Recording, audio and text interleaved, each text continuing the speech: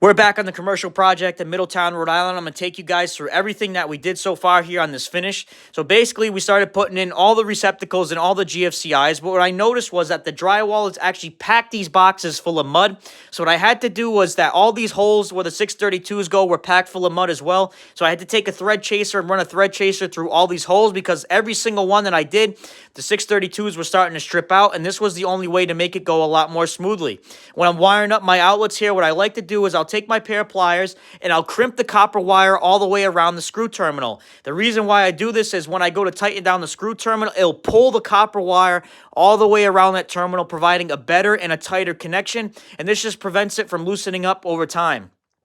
I will also take a layer of black electrical tape and wrap it all the way around the outlet to try to insulate those screw terminals as well. Because basically over time when people are unplugging things and plugging things into those outlets, it will tend to loosen up the outlet a little bit. And if that outlet does touch the side of the metal box there, it will cause it to arc out. And this is just, again, another additional layer of safety. The sheetrockers did cut our wires a little bit on some of the boxes here, but I was able to cut the wires back and then splice onto them, so it was no big deal. On GFCI locations such as this, on the rough, I'll actually put, GFCI feed, or put the GFCI here because there's over 100 outlets in this building. And when you're just putting outlets everywhere, you tend to forget where the GFCI goes. So this just prevents us from forgetting anything. So as you can see, we got a whole bunch of quads all along this wall here. I got all the outlets in there as well. They also have the drop ceiling up. So basically what that means for us is we can actually drop in some 2x2 light fixtures. There's also some smoke detectors that are going to go in on that ceiling, as well as some horn strobes as well. So we're going to put those in at some point as well. These are what the rooms look like. So on these rooms over here, we didn't get to put the outlets in there because basically we just ran out of outlets for the day. Like I said, there's over 100 outlets in this place, and we just ran out of stock.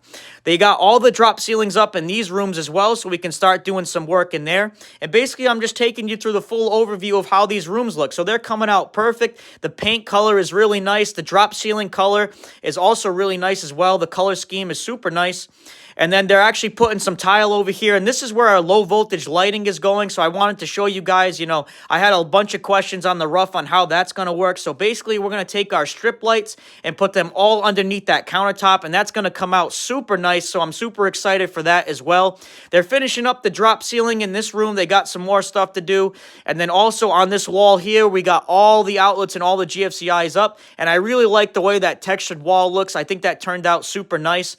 And as you can see, we got more low voltage whips coming out, and I'm going to put my strip lights right underneath that countertop as well. So if you're in Massachusetts or Rhode Island, give us a call. We're taking new clients.